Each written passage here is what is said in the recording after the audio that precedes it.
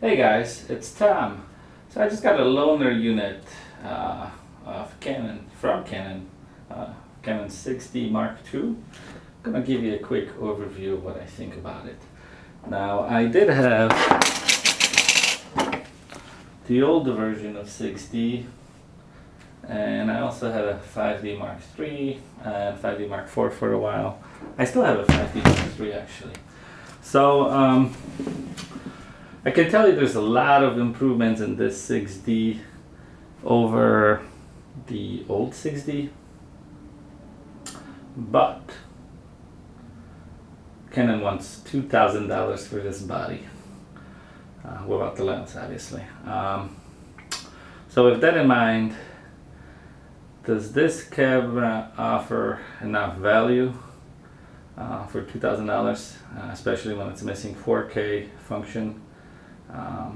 And you're just a photographer, maybe it doesn't matter, but if you shoot video, it may matter. Also, it has the 1080p is kind of soft, like typical Canon soft. Not bad, but just a little soft. Maybe I didn't play enough with the settings, but it seems soft. Always kind of seems soft in Canon. But needless to say, I think 1080p across the board is getting much better everywhere. This is better too, but the 1080p doesn't look as good as, for example, 4K sampled down to 1080p. Obviously, then it just tends to really pop. But needless to say, if you watch these videos on a phone or on a screen or whatever, if you don't judge the pixels, the 1080p quality is excellent. If you do pixel peeping, like in anything, you can always find an issue. Probably same with the dynamic range. If you do push the images, the dynamic range is a little worse than this camera. I think still offers a good value. In my opinion, maybe it should be priced a little lower, maybe like $1,700. The touchscreen function is excellent. So here I mounted the optional BG21 grip. I know I got large bare hands, but cameras with no grip just, don't fit my hands well because I got these bare paws. Anyway, okay, so no carding camera, well, that's fine. Okay, so turn it on. It's got this flippy screen, which in my mind is an excellent screen. That probably can't make it any bigger without moving this or getting rid of the viewfinder or some of these buttons. Now, as far as button layout, it is, I want to say, identical to the old 6D. This is the old 6D, this is the new one. I do miss the buttons on the left side like I had on the 5D Mark III or 4, and I do miss the joystick. I've done some shooting, pretty much just like when I was driving by, I've shot some pictures. Pictures do come out excellent. I've shot videos as well. They, even though it seems a little soft, it does come out excellent. Tracking focus on this is also excellent. You can basically, use the touch screen for, finding focus points. I can focus between this point and this point, and it does seem to track it well. I can move it around and it remembers where the focus point was. So with this regard, this makes it a great camera for video. See, kind of keep it in there, yeah, it goes down. In any case though, it does keep it, remember where you clicked it on the object, and it does keep it in focus very well without drifting. I do want to say that the focus on this camera is much more improved. Selection of all the focus points and everything's improved. I love, you can easily shoot down or up with the flippy screen. I don't know, I do like it, but for me, I'm also a filmmaker, so I would really miss the 4K. Also on the side here, seems Canon was stuck with the USB 2.0 connection, and they have room for a full-size HDMI, but they chose the mini. I wish this was a USB 3.0. Panasonic for $2,000 says 3.0, but then again, Panasonic is not full frame.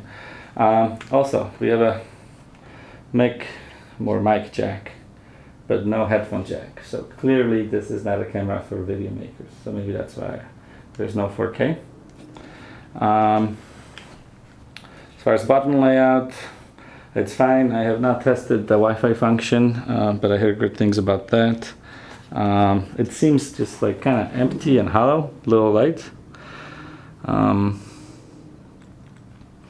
You got nice weather sealing on top here for the flash, so that's nice. I guess the camera has some weather sealing.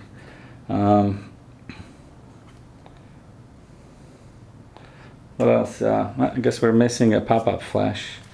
I do like a pop-up flash, even in Pro models. I wish they include a pop-up flash. Because when you just don't want to carry a lot of stuff, that's a negative in my opinion.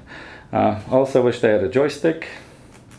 This wheel's fine. I guess the touchscreen makes up for a lot of things, because you can just press the menu and go through the menu here, slide anything whichever way you want, which is nice.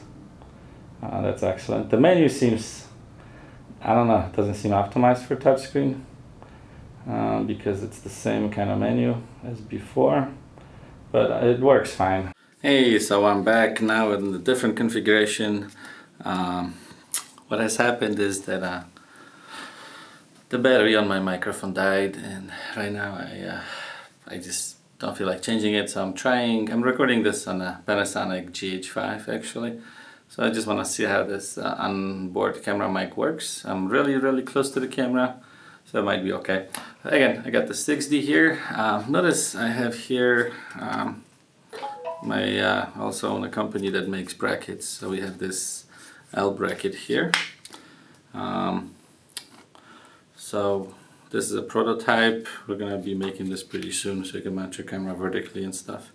Okay, but what I wanted to show here is the shutter speed on this camera. I think that's where I got cut off. Okay, so we're gonna take off this lens. Set the camera at the high speed setting. So here we're just gonna go on, and you'll see how fast it goes. Okay, now let's compare this to the, I think I might have removed the SD too fast. Let's compare this to the older 6D. Okay, so this is how fast this one is. So notice it's much slower, more of a clunky noise. Both of these cameras were set to JPEG. I also want to talk about this lens. This is the 24-105 consumer lens, 24-105 3.5 to f5.6. It's got some heft to it, which is nice. Feels really small, but feels solid, really solid. So I like this lens a lot. The pictures come out nice and clean. At the end of the video here, I'll show you some of the images I took, mostly in the daylight, but yeah, also took some in the garage, but there's just too much crap out there. They do well. So I guess in conclusion, I want to say that it's hard to decide, whether you would buy this camera and be really happy about it. If you're a pixel peeper and worry about dynamic range and need 4K, don't buy it. If you want a camera that works, autofocus is right, the touchscreen is excellent, and you can record high, low, and anything in between, I think this is a great choice. Although I might have mentioned before, I don't know, the mic got cut off. Although I think this should be priced like $300 lower, because at $2,000 this is competing with the 5D Mark III or the 5D SR. Also 26 megapixels, you have options from Sony, the A7 Mark II, or you can, the Nikon D750, which has a lot more buttons if you like buttons. But I do like Canon color space, and Canon camera never failed me. Actually had a Sony camera that went down on me. Not sure what the reason. The stabilizer actually broke on it. Nikon camera never failed me. But when I shot weddings, I shot with Canon and never had focus issues. I just want to say, like, a camera like this compared to cameras from 5 or 10 years ago, this is mind-blowing for what you get for $2,000. If you shoot videos, this can track focus extremely well. Granted, it's not as 100% sharp as it needs to be, but I don't think ever any of your clients are gonna complain. I think everyone should be happy. If you like the ergonomics of this and don't need 4K, I think you should be happy. If you wanna, I guess just look out there about the dynamic range if you can live with this. If you, I don't know, you have to decide on that, but just wanted to give you kind of a brief overview of what I think about this camera. I do like the weather sealing on top. Here, if you put the flash on, I wish it had a pop-up flash. I think all cameras should have some sort of a pop-up flash or LED light, because without it, then you're just limiting yourself at night. I do like portable small cameras. I missed the dial in the back here. That would be cool, and a joystick. I don't know, I'm kind of a button person. Camera though feels very light. I think it feels lighter than the older one. The viewfinder is decent. The AF is really good as well. So in any case, thanks for watching. I'm gonna try to do more reviews, better prepared, and it's just kind of ad hoc, but I'm starting this out and want to continue. Thanks a lot. Thanks for watching.